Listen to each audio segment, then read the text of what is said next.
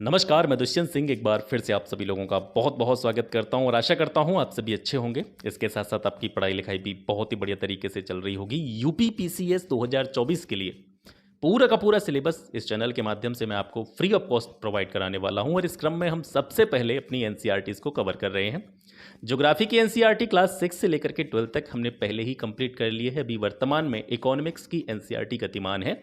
आज के इस वीडियो के साथ, आज के इस क्लास के साथ ही क्लास 9th की इकोनॉमिक्स की एनसीईआरटी की बुक आपकी समाप्त हो जाएगी। कल से हम क्लास 10th को स्टार्ट कर देंगे। आज का हमारा टॉपिक है भारत में खाद्य सुरक्षा, food security in India. Class को आगे बढ़ाने से पहले एक छोटा सा मैसेज खास करके मैं ऐसे साथियों को दे देना चाहता हूं जो पहली बार इस चैनल पर आए हैं। देखिए, अगर आप गंभीरता के साथ में यूपी पीसीएस की तैयारी कर रहे हैं तो एक जाहिर सी बात है कि आपका उद्देश्य ये नहीं होगा कि सिर्फ हम प्री निकालें और बैठ जाएं। अगर आपको सिलेक्ट होना है तो आपको मेंस के आंसर्स लिखने पड़ेंगे और अगर मेंस के आंसर्स आपको बहुत अच्छी तरीके से लिखने हैं तो एनसीईआरटी आपको पढ़नी पड़ेगी। बाकी आपकी थिंकिंग क्या है, आपकी जो सोच क्या है, आपका पर्सपेक्टिव क्या है, वो आपके ऊपर डिपेंड करता है। लेकिन मैं आपको यहाँ से गलत सलाह नहीं दूंगा। ये मान करके चलिएगा कि अगर आपको मेंस के आंसर्स बहुत अच्छी तरीके से लिखने हैं तो एनसीईआरटी को मेरी तरह से एक बार पढ़ लीजिएगा। जिस तरीके से मैं आपको यहाँ से बता रहा हूँ उस तरीके से पढ़ लीजिएगा। अगर आप सेल्फ स्टडी कर रहे हैं तो ये बहुत अच्छी जगह है आपके लिए जहाँ पर आप आए हैं।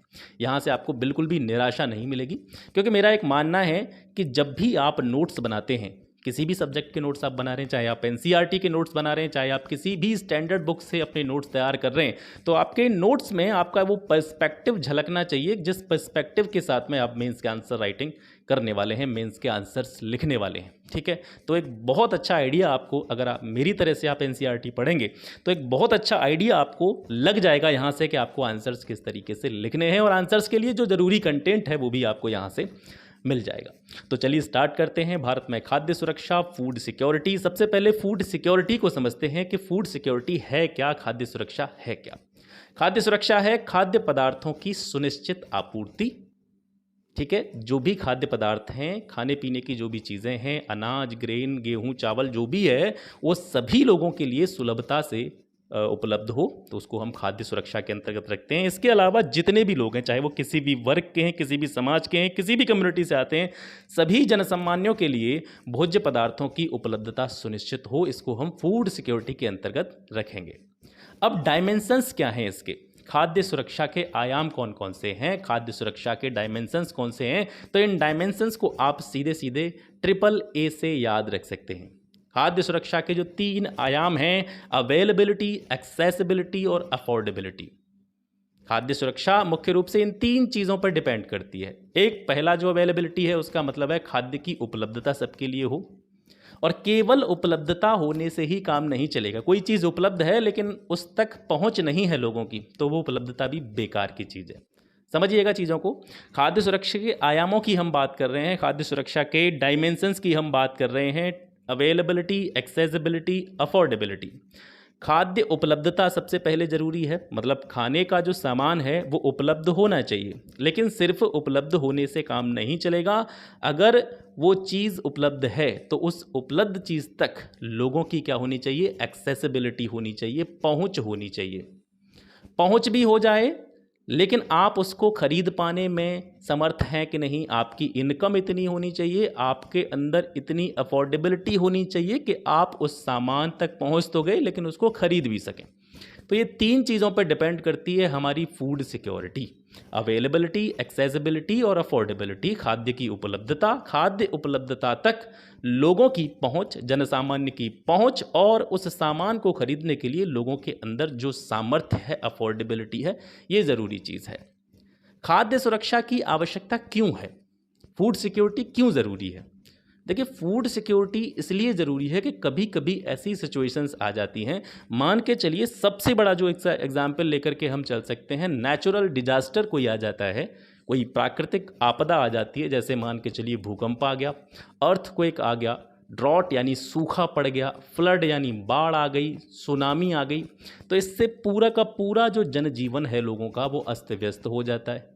फसलें अगर खेतों में खड़ी हैं तो बर्बाद हो जाती हैं, चाहे सूखा पड़ जाए तो फसल उगेगी नहीं, बाढ़ आ जाए तो खड़ी हुई फसल भी बर्बाद हो जाती है, सुनामी आ जाए तो पूरा का पूरा जो तंत्र है हमारा वो पूरा बिगड़ जाता है।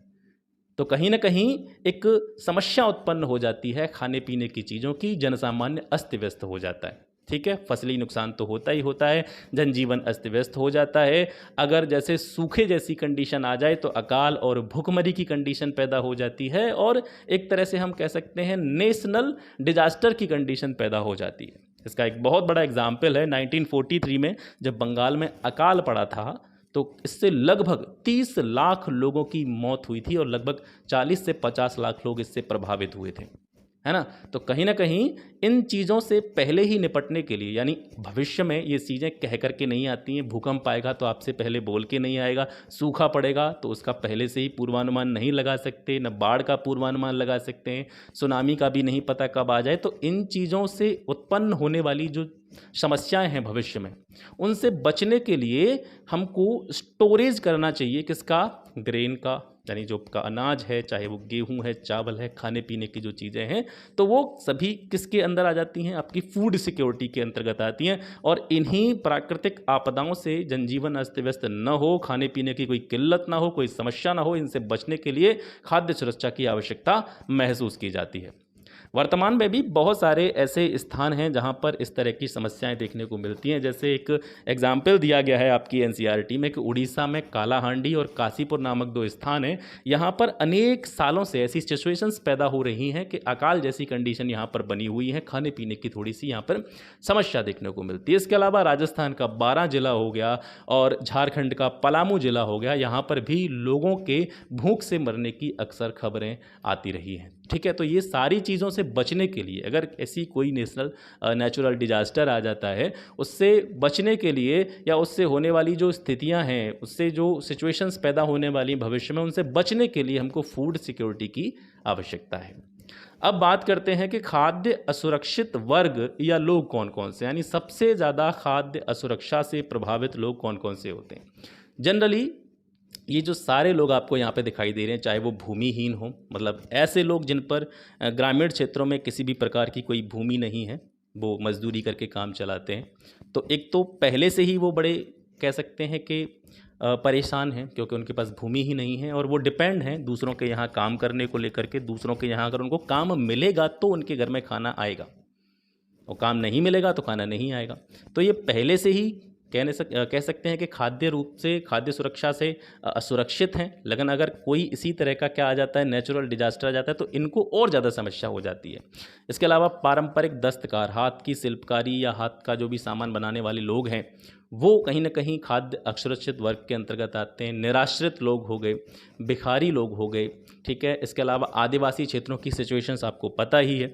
जो सुविधाएं आज हम चाहे ग्रामीण क्षेत्र में निवास कर रहे हैं, चाहे शहरी क्षेत्र में निवास कर रहे हैं, जो चीज़ें हम तक पहुंच पा रही हैं, उनमें से आधे से भी कम चीज़ें आदिवासी क्षेत्रों तक पहुंच पाती हैं या बिल्कुल नहीं पहुंच पाती। ना तो वहाँ पर स्वास्थ्य सुविधाएं हैं, न वहाँ पर एजुकेशन का कोई अच्छा खासा सिस्टम है, ना ही वहाँ पर कोई खाने पीने का कोई ऐसा सिस्टम है। ठीक है, वो जैसा अपना जो पारंपरिक जो जीवन है वो जीते चले आ रहे हैं। तो कहीं ना कहीं खाद्य असुरक्षित वर्ग के अंतर्गत आदिवासी क्षेत्र भी आते हैं, आदिवासी क्षेत्रों में रहने वाले लोग भी आते हैं। इसके अलावा प्राकृतिक आपदाओं के बारे में हमने अभी बात की ही है, यानी ऐसे क्षेत्र जहाँ पर प्राकृतिक आपदाएं आती ही रहती हैं। ठीक है, जैसे जो पहाड़ी क्षेत्र वगैरह होते हैं जहाँ पर भूकंप की घटनाएं होती रहती हैं। ठीक है, कभी ग्लेशियर पिघलना, बाढ़ आना, तेज़ बारिश होना, तो कुछ ऐसे पार्टिकुलर एरियाज़ होते हैं कंट्री में जहाँ पर इस तरह की जो नेचुरल डिजास्टर्स हैं वो आते रहते हैं। तो उन क्षेत्रों के जो लोग हैं वो भी खाद्य असुरक्षित वर्ग के अंतर्गत आते हैं। इसके अलावा मौसमी श्रमिक से आप क्या समझते हैं? मौसमी श्रमिक जनरली ये जो इस प्रकार के श्रमिक हैं, ये आपके एग्रीकल्चर फील्ड में पाए जाते हैं, खास करके ग्रामीण पृष्ठभूमि में, जो खेती या कह सकते हैं किसान वाले काम से जुड़े हुए जो लोग होते हैं वो मौसमी श्रमिक में आते हैं। क्योंकि खेती के अंतर्गत या कह सकते हैं आपकी एग्रीकल्चर के अंतर्गत पूरे 12 महीने लोगों के पास काम नहीं रहता है। 3 से 4 महीने ऐसे होते हैं इस पूरे टाइम पीरियड में जब लोगों के पास में काम नहीं होता है। तो वो एक तरह से मौसमी बेरोजगारी वाली कंडीशन पैदा हो जाती है। तो ये लोग भी खाद्य असुरक्षित वर्ग के अंतर्गत आते हैं। इसके अलावा कुछ अनुसूचित जातियाँ, अनुसूचित जनजातियाँ और कुछ पिछड़ी जातियाँ ऐसी हैं जो खाद्य असुरक्षा से प्रभावित हैं। खाद्य सुरक्षा से प्रभावित सर्वाधिक लोगों के अगर कंसंट्रेशन की बात की जाए, संकेंद्रण की बात की जाए, तो वो कहाँ पे? खास करके अगर उत्तर प्रदेश में बात करें तो उत्तर प्रदेश का पूर्वी हिस्सा यानी आपका जो ईस्ट यूपी है, इसके अलावा साउथ ईस्ट जो पार्ट है यूपी का, दक्षिण पूर्वी भाग है, ये जो है खाद्य असुरक्षा से प्रभावित है। इसके अलावा विशेष रूप से बिहार, झारखंड, उड़ीसा, पश्चिम बंगाल, छत्तीसगढ़, मध्य प्रदेश और महाराष्ट्र के कुछ हिस्से खाद्य असुरक्षा से प्रभावित सर्वाधिक लोगों के संकेंद्रण के रूप में जाने जाते हैं, सर्वाधिक कंसंट्रेशन के रूप में जाने जाते हैं। खाद्य सुरक्षा के बाद में एक टर्म आता है आपका भूखमरी। भूखमरी को कहा जाता है स्टारवेशन। देखिए, एक तरह से ये जो दोनों टर्म हैं हम एक साइड से मतलब कह सकते हैं एक साथ यूज़ कर देते हैं, एक आपका गरीबी, भूखमरी, लेकिन दोनों में अंतर है, दोनों को हम एक ही चीज़ नहीं बोल सकते। भूखमरी अलग लेवल की, अगर भूखमरी को परिभाषित किया जाए, स्टारवेशन को अगर डिफाइन किया जाए, तो स्टारवेशन को किस तरीके से आप परिभाषित करेंगे? स्टारवेशन का अर्थ है यानी जो भी हमको जीने के लिए या एनर्जी के लिए भोजन की ज़रूरत होती है, वो भोजन कैसा है? भोजन ऐसा होना चाहिए कि हमारे शरीर को जितने भी आवश्यक तत्वों की ज़रूरत होती है, हमारे शरीर को जितने भी एलिमेंट्स की ज़रूरत है, वो हमको अपने भोजन से मिलते हैं। तो भोजन में जो विटामिन होते हैं, पोषक तत्व होते हैं, या जो ऊर्जा अंतःग्रहण की जो क्षमता होती है, उसमें बहुत ज़्यादा कमी हो जाए, गंभीर कमी की स्थिति आ जाए, मतलब आपको ऐसा भोजन मिल रहा है जो बिल्कुल भी पोषक नहीं है, तो आप भुखमरी की कगार पर पहुंच जाएंगे। ना तो आपको विटामिन्स मिल रहे हैं, ना ही आपको पोषक तत्व मिल रहे हैं, ना आपको आपके भोजन से किसी भी प्रकार की कोई एनर्जी मिल रही है, इन सारी चीज़ों की कमी है, तो वो स्थिति भुखमरी की कंडीशन कहलाएगी, स्टारवेशन की कंडीशन कहलाएगी। इसको आप खाद्य असुरक्षा का दूसरा पहलू मान सकते हैं। और दूसरे टर्म्स में अगर बात की जाए तो जो कुपोषण है, कुपोषण तो आप जानते हैं, तो कुपोषण का जो सबसे चरम रूप होता है, सबसे भयावह कंडीशन जो होती है कुपोषण की, उसको हम कहते हैं भुखमरी, स्टारवेशन। अब भुखमरी के डायमेंशंस क्या हैं? भुखमरी के जनरली 2 डायमेंशंस हैं जो 9th क्लास के एनसीईआरटी में आपको दिए गए हैं। जो डायमेंशंस हैं, 2 आयाम हैं, वो कौन से हैं? सबसे पहला है आपका दीर्घकालिक आयाम भुखमरी का, और दूसरा है भुखमरी का मौसमी आयाम। दोनों को समझते हैं।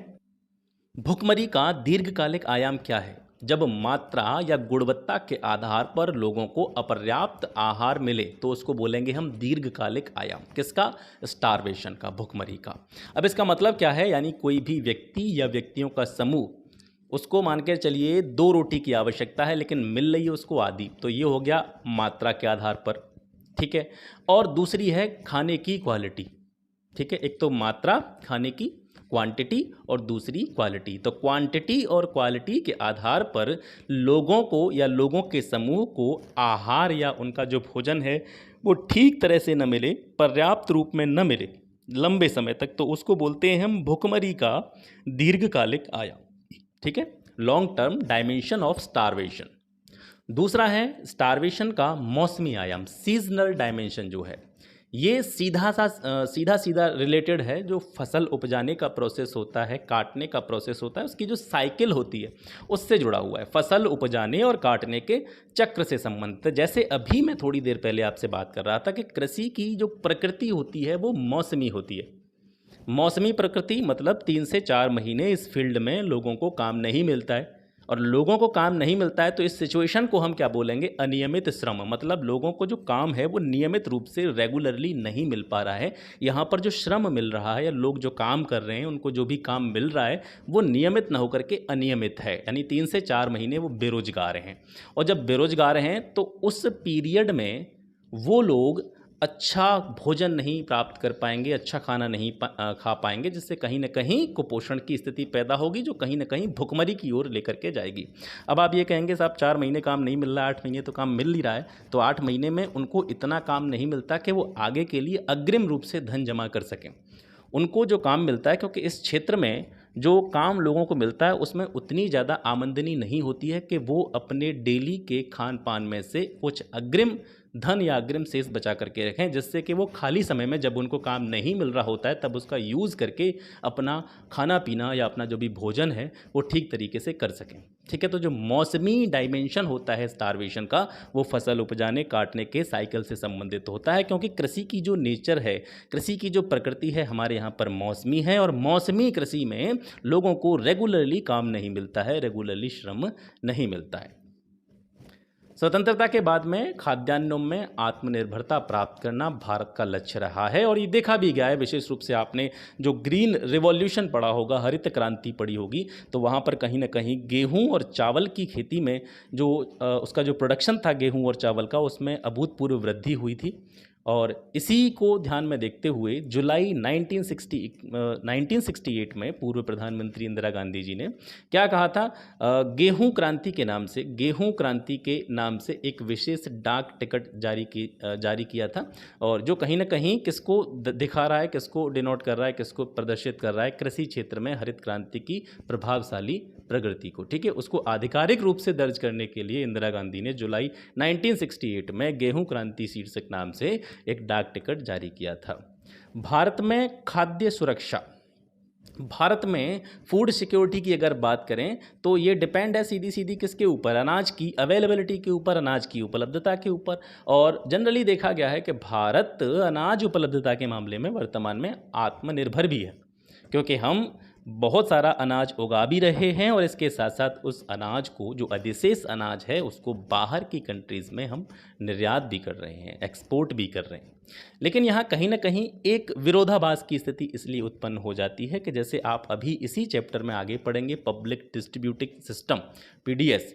तो पीडीएस जो होता है वो क्या होता है कि जैसे जो फूड कॉरपोरेशन ऑफ इंडिया होता है, आपका भारतीय खाद्य निगम होता है, वो मिनिमम सपोर्ट प्राइस पर जो किसान होते हैं उनसे क्या खरीदता है, अनाज खरीदता है, उसको स्टोर करके रखता है। और उसको स्टोर इसी के लिए करके रखा जाता है कि भविष्य में कोई किसी भी प्रकार की ऐसी सिचुएशन आ गई, कोई नेचुरल डिजास्टर आ गई, उससे खाने पीने की कोई समस्या आ गई, तो उस स्टोर से लोगों में खाद्यान्न वितरण करके उनकी समस्याओं को दूर किया जा सके।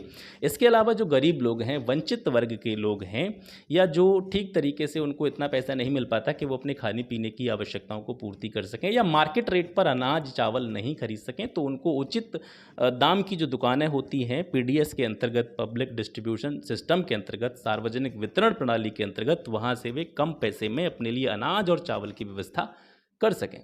लेकिन इसके बावजूद भी भुखमरी की कंडीशंस पैदा हो रही हैं, इसके बावजूद भी खाद्य असुरक्षा के मामले सामने आ रहे हैं। तो कहीं ना कहीं ये एक विरोधाभास की स्थिति है कि एक तरफ हम अनाज उगाने के मामले में आत्मनिर्भर हैं, सेल्फ डिपेंड हैं, बाहर के देशों को हम निर्यात भी कर रहे हैं, एक्सपोर्ट भी कर रहे हैं, उसके बावजूद भी हमारे देश में ऐसी सिचुएशंस बनी हुई हैं। तो कहीं ना कहीं हमारे तंत्र की विफलता है, हमारे सिस्टम की विफलता है, क्योंकि ऐसा देखा गया है कि एफसीआई के भंडार अनाजों से भरे हुए हैं। ये एनसीईआरटी आपको बता रही है कि एफसीआई के भंडार जो हैं वो अनाजों से भरे हुए हैं, गोदामों में दुनिया भर का अनाज भरा हुआ है, और उसमें से बहुत सारा अनाज बिना किसी यूज़ में आए हुए सड़ रहा है, किसी को चूहे खा रहे हैं। इस तरह की सिचुएशंस हमें देखने को मिलती हैं। तो इसको कहीं ना कहीं सुधारने की ज़रूरत है। तो हम बात कर रहे थे फूड सिक्योरिटी इन इंडिया, तो ये सीधी सीधी डिपेंड है अनाज की उपलब्धता पर, जिसके मामले में भारत आत्मनिर्भर है। तो अनाज की उपलब्धता को यहाँ पर हम दो तरीके से देखते हैं, एक बफर स्टॉक और एक आपका पब्लिक डिस्ट्रीब्यूशन सिस्टम, जो मैंने संक्षेप में यहाँ पर लिखा है पीडीएस। इसका मतलब है पब्लिक डिस्ट्रीब्यूशन सिस्टम, सार्वजनिक वितरण प्रणाली। तो सबसे पहले बात करते हैं कि बफर स्टॉक क्या है। बफर स्टॉक, ये आप ध्यान से समझिएगा, ये बफर स्टॉक आप पहले प्रीवियस ईयर में यहाँ से क्वेश्चन पूछा गया है कि बफर स्टॉक है क्या, इस तरीके से क्वेश्चन यहाँ से पूछा गया है। तो भारतीय खाद्य निगम, इसके बारे में आपने सुना होगा, food corporation of India, FCI, और इससे समय समय पर जो है आपके रिक्रूटमेंट भी होते रहते हैं, वैकेंसी वगैरह निकलती रहती है, तो आप इसके बारे में जानते होंगे। भारतीय खाद्य निगम, फूड कॉरपोरेशन ऑफ इंडिया के माध्यम से सरकार के द्वारा अधिप्राप्त अनाज, गेहूं, चावल का भंडार किया जाता है। और ये भंडार कहाँ से किया जाता है? इसकी खरीदारी किसानों से की जाती है। किसानों से जो खरीदारी की जाती है वो किस रेट पर की जाती है सर? वो एमएसपी पर की जाती है। एमएसपी क्या होता है? एमएसपी होता है minimum support price. Minimum support price means, अगर इसको हिंदी में अगर हम बोलेंगे तो न्यूनतम समर्थित मूल्य। एम मतलब मिनिमम, मिनिमम का मतलब न्यूनतम, मिनिमम सपोर्ट मतलब समर्थित, प्राइस का मतलब मूल्य। मिनिमम सपोर्ट प्राइस, न्यूनतम समर्थित मूल्य। तो न्यूनतम समर्थित मूल्य पर किसानों से गवर्नमेंट जो है अनाज का, गेहूं का, चावल का क्या करती है? खरीदारी करती है और उसको अपने भंडारों में जमा करती है। और उन्हीं भंडारों से वो जो अनाज है वो डिस्ट्रीब्यूट किया जाता है पीडीएस के थ्रू, सार्वजनिक वितरण प्रणाली के थ्रू, ऐसे लोगों को जो कहीं ना कहीं निर्धनता की कैटेगरी में आते हैं, बिलो पॉवर्टी लाइन के अंतर्गत आते हैं। ठीक है, तो उनको वहाँ पर उचित दर की जो दुकानें होती हैं, उचित कीमत की जो दुकानें होती हैं, जैसे आपने देखा होगा अपने गाँवों में, शहरों में जो राशन की दुकानें होती हैं, यहाँ पर जो अनाज आता है वो कहाँ से आता है? सरकार के द्वारा एमएसपी पर जो अनाज खरीदा जाता है उसको एफसीआई के भंडारों में रखा जाता है और वहाँ से सीधा ये पीडीएस के थ्रू लोगों तक पहुँचता है। तो किसानों से जो खरीदारी होती है एमएसपी का निर्धारण सरकार जो है फसल कटने से पहले ही इसको डिसाइड कर देती है, जिस पर कभी कभी विवाद भी होता रहता है। आप देखते होंगे समाचार पत्रों में, न्यूज़ में कि और क्वेश्चंस भी आते रहते हैं कि गेहूं का न्यूनतम समर्पित मूल्य इस वर्ष के लिए कितना रखा गया है, किसी पार्टिकुलर ईयर के लिए चावल का मिनिमम सपोर्ट प्राइस कितना था। इस तरह के क्वेश्चंस भी बनते रहते हैं। ठीक है, ऐसे आगे को आगे देखेंगे जब भी चीज़ों को समझेंगे। हालांकि मैंने एमएसपी पर एक पूरा वीडियो बनाया हुआ है, चैनल पर मिल जाएगा आपको। विशेष रूप से मैंने लेखपाल वाले बच्चों के लिए बनाया था, तो वो वहाँ पर पड़ा हुआ है, अगर किसी को जानना है तो वहाँ से और इसको डिटेल में समझ सकते हैं। ठीक है, तो किसानों से एमएसपी पर अनाज, गेहूं, चावल खरीदा जाता है और इसको फिर जो ऐसे क्षेत्र हैं जहां पर अनाज की कमी है, यानी कमी वाले क्षेत्र हैं और गरीब वर्ग के लोग जो हैं उनको वितरण किया जाता है। और जिस रेट पर कमी वाले क्षेत्रों को या गरीब वर्ग को इस अनाज का, गेहूं का, चावल का वितरण किया जाता है थ्रू पीडीएस, सार्वजनिक वितरण प्रणाली के द्वारा, तो उस कीमत को क्या कहा जाता है? निर्गम कीमत। ठीक है, उसको निर्गम कीमत के नाम से जाना जाता है। सार्वजनिक वितरण प्रणाली, इसको आगे अभी और हम डिटेल में समझेंगे। तो सार्वजनिक वितरण प्रणाली क्या है? यहाँ पर राशन की जो दुकानें होती हैं उसके माध्यम से गरीब वर्गों में अनाज का वितरण किया जाता है और इसी के अंतर्गत जगह जगह पर आपने देखा होगा गांवों में, शहरों में उचित दर वाली दुकानें खोली गई हैं, एफपीएस जिनको कहा जाता है, एफपीएस। ठीक है, fair price store, fair price store इनको कहा जाता है। उचित दर वाली दुकानें, इनके माध्यम से लोगों तक ये राशन पहुंचाया जाता है और ये राशन विशेष रूप से ऐसे लोगों को मिलता है जिनके पास राशन कार्ड होते हैं, यानी राशन कार्ड धारकों को बाजार से कम कीमत पर, बाजार में जितनी रेट पर ये सामान मिल रहा होगा उससे बहुत कम कीमत पर राशन की उपलब्धता कराई जाती है। हालांकि ये भी एक विवाद का विषय है, क्योंकि जिस तरीके से, हालांकि इसमें जो हमारा जो निचला तंत्र है वो बेकार है, क्योंकि ऊपर से जितना भी सामान आता है इन राशन की दुकानों पर, जो स्थानीय डीलर होते हैं या स्थानीय जो भी दुकानों का संचालन करने वाले लोग होते हैं, इसमें कालाबाजारी करते हैं अनाज की, गेहूं की, चावल की, जिससे कि जो वास्तविक में ज़रूरतमंद लोग होते हैं उन तक चीज़ें सही रूप में पहुंच नहीं पाती हैं। तो इसको भी सुधारने की आवश्यकता है। अभी हम राशन कार्ड की बात कर रहे थे, तो राशन कार्ड के बारे में भी थोड़ा सा जान लीजिए। जनरली 3 तरह के राशन कार्ड एनसीईआरटी में आपको बताए गए। यहाँ से एक अंत्योदय कार्ड हो जाता है आपका, एक आपका बीपीएल कार्ड हो जाता है, एक आपका एपीएल कार्ड हो जाता है। ये नाम आपने अक्सर करके सुने होंगे, क्योंकि हम सभी, मैक्सिमम लोग जो यहाँ से आप देख पा रहे हैं वो सभी जो है ग्रामीण पृष्ठभूमि से संबंध रखते हैं। तो अंत्योदय कार्ड जो है वो किसको दिया जाता है? जो निर्धन लोग होते हैं, निर्धनों में भी जो और ज़्यादा निर्धन लोग हैं उनके लिए अंत्योदय कार्ड बनाया जाता है। बीपीएल का मतलब होता है बिलो पॉवर्टी लाइन। इससे पिछली क्लास में हमने पॉवर्टी लाइन को समझा था, निर्धनता रेखा को समझा था। ठीक है, तो बिलो पॉवर्टी लाइन यानी निर्धनता रेखा से नीचे जीवन यापन करने वाले जो लोग होते हैं वो बीपीएल कार्ड धारक होते हैं। और एपीएल का मतलब होता है अबव पॉवर्टी लाइन, यानी बीपीएल को छोड़ करके अन्य जो लोग होते हैं उनको एपीएल कार्ड जो है प्रोवाइड कराया जाता है। गरीबी को ध्यान में रखते हुए सरकारों के द्वारा समय समय पर कुछ कार्यक्रम चलाए जाते हैं जो खाद्य सुरक्षा से जुड़े हुए हैं। और यहाँ से कई बार प्रश्न बन जाता है आपका, सीधा सीधा फैक्चुअल क्वेश्चंस यहाँ से पूछ लिए जाते हैं। तो सबसे पहले हम बात करते हैं डिटेल में सार्वजनिक वितरण प्रणाली के बारे में, पब्लिक डिस्ट्रीब्यूशन सिस्टम के बारे में।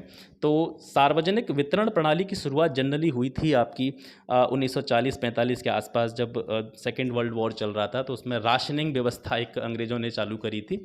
लेकिन विधिवत रूप से अगर भारत में बात की जाए तो इसको, क्योंकि ये सार्वजनिक वितरण प्रणाली चली आ रही थी, लेकिन विधिवत रूप से इसको 1992 से स्टार्ट किया गया। अगर आपसे क्वेश्चन पूछा जाता है कि सार्वजनिक वितरण प्रणाली की शुरुआत कब हुई थी, तो आप 1992 याद रखेंगे। ठीक है, तो ये आरपीडीएस थी। आरपीडीएस के नाम से इसको 1992 में इसको शुरुआत किया गया। एक संशोधित सार्वजनिक वितरण प्रणाली थी, इसमें कुछ संशोधन किए गए थे। ठीक है, आरपीडीएस के नाम से इसको 1992 में स्टार्ट किया गया।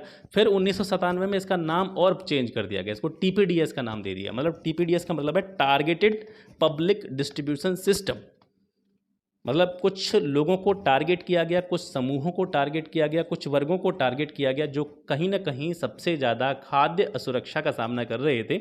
उनको ध्यान में रखते हुए 1997 में इसका नाम चेंज कर दिया गया था। और इसी टीपीडीएस की जो टीपीडीएस रूप इसका स्टार्ट हुआ था, सार्वजनिक वितरण प्रणाली का, तो इसी के अंतर्गत ये जो दुकानों की बात अभी हम कर रहे थे, उचित दर की दुकानें, जो राशन की दुकानें हैं, इनकी स्थापना हुई थी 1997 से। ध्यान रखिएगा, सार्वजनिक वितरण प्रणाली 1992 में भी विद्यमान थी, लेकिन इस टाइम पर उचित राशन की दुकानें नहीं थी। यहाँ पर 1997 से ये जो है उचित दर वाली दुकानें स्टार्ट हुई थी। एक और यहाँ से महत्वपूर्ण जानकारी आप समझ सकते हैं कि जो आरपीडीएस है 1992 में जो स्टार्ट हुआ था, ये विशेष रूप से पिछड़े ब्लॉक्स के लिए लागू की गई थी। पिछड़े ब्लॉक जो थे, ठीक है, उनके लिए चालू की गई थी। और टीपीडीएस जो थी, टारगेटेड पब्लिक डिस्ट्रीब्यूशन सिस्टम था। अभी हम बात कर रहे थे ना, बिलो पॉवर्टी लाइन, गरीबी रेखा से नीचे जीवन यापन करने वाले जो लोग हैं, या एपीएल वाले जो लोग हैं, उनके लिए ये 1997 में चालू की गई थी। इसके अलावा 2000 में दो योजनाएं आई आपकी, एक अंत्योदय अन्न योजना, एक अन्नपूर्णा योजना, ठीक है। ये दोनों भी खाद्य सुरक्षा से जुड़ी हुई योजना थी। और अंत्योदय योजना विशेष रूप से कैसे लोगों के लिए थी? गरीबों में भी जो सर्वाधिक गरीब लोग हैं उनके लिए अंत्योदय योजना थी। अन्नपूर्णा योजना का संबंध था दीन वरिष्ठ नागरिकों के लिए थी। यहाँ पर उनके लिए निःशुल्क खाद्यान्न उपलब्ध कराया जाना इसका उद्देश्य था। और इसमें बिना किसी चार्ज के, बिना किसी पैसे के 10 किलो अनाज जो वरिष्ठ नागरिक थे और जो कि अपना कह सकते हैं जीवन यापन ठीक से नहीं कर पा रहे थे या उनके लिए खाने की समस्या थी, उनके लिए 10 किलो अनाज की व्यवस्था इस योजना में की गई थी।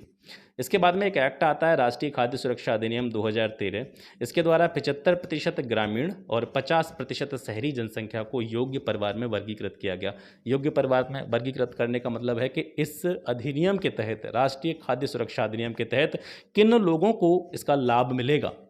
लाभ क्या था इसमें? 5 किलो अनाज जो है प्रति व्यक्ति प्रति माह दिया जाएगा, जिसमें से गेहूं जो है वो 2 रुपये पर केजी मिलेगा, चावल जो है 3 रुपये पर केजी मिलेगा। लेकिन किन लोगों को मिलेगा? तो उसमें से निर्धारित किया गया था 75% ग्रामीण जनसंख्या को इस सुरक्षा अधिनियम के तहत योग्य माना था और 50% शहरी जनसंख्या को इसके योग्य माना था, जिसको इसका लाभ मिलना था। अब एक टर्म आता है, आपने खूब सुना होगा, ये सहायकी।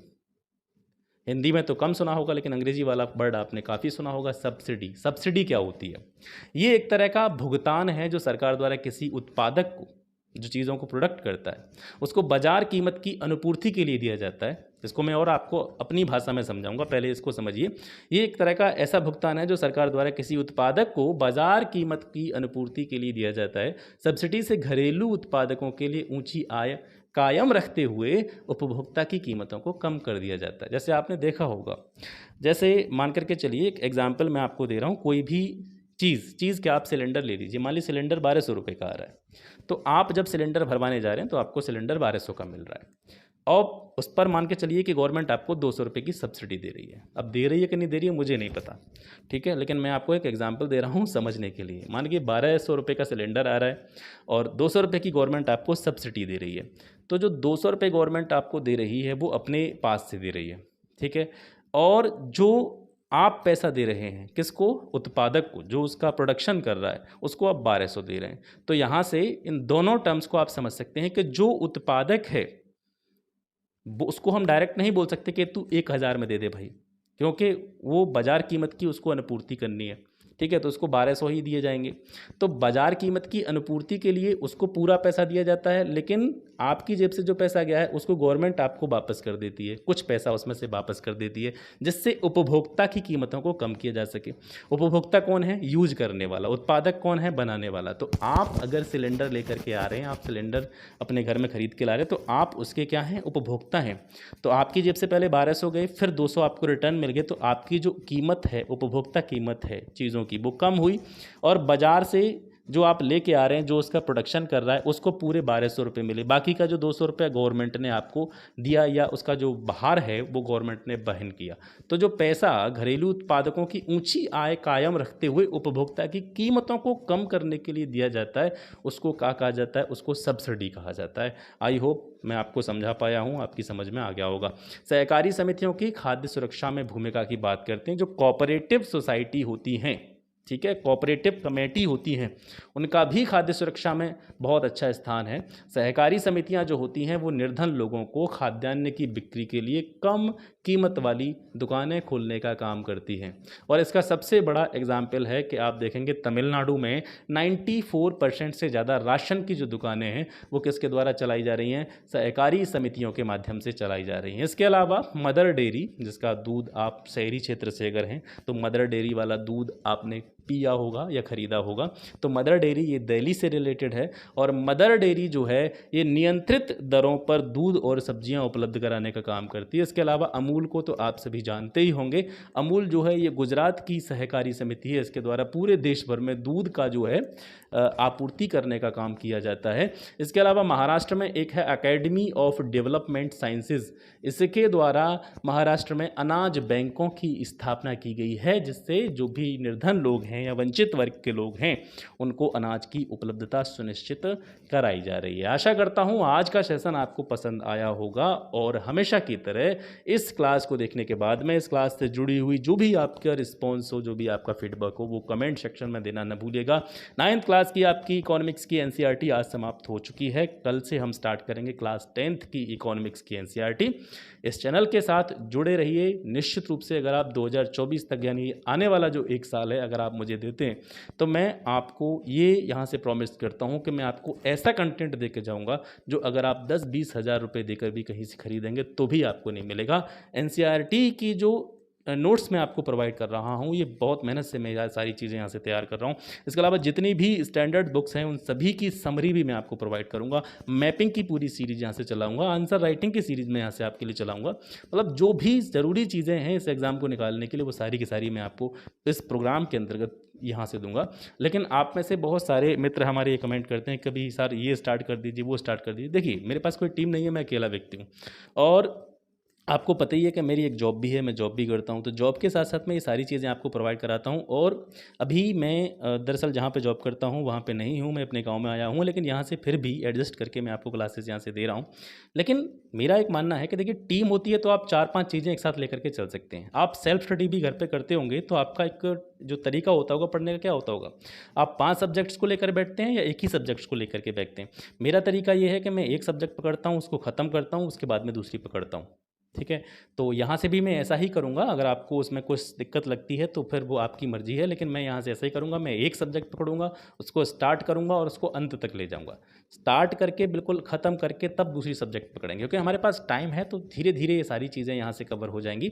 एक तरह से जो शॉर्ट नोट्स हम बोल सकते हैं पीसीएस के लिए कि जितने भी डेट्स हो गए, जितने भी वॉर हो गए, युद्ध वगैरह हो गए, जितने भी महत्वपूर्ण इवेंट हो गई, घटनाएँ हो गई, उनकी एक समरी मैं आपको प्रोवाइड कराऊँगा आने वाले कुछ दिनों में। तो बिल्कुल भी आपको टेंशन लेने की ज़रूरत नहीं है कि कोई भी ऐसी चीज़ आपको ऐसा लगे कि यहाँ से नहीं मिल पाएगी, तो ऐसा कुछ नहीं, आप सोच भी नहीं पाएंगे। वो सारी चीज़ें मैं आपको यहाँ से प्रोवाइड करा दूंगा। ठीक है, इसका कोई भी चार्ज आपसे ले नहीं रहे।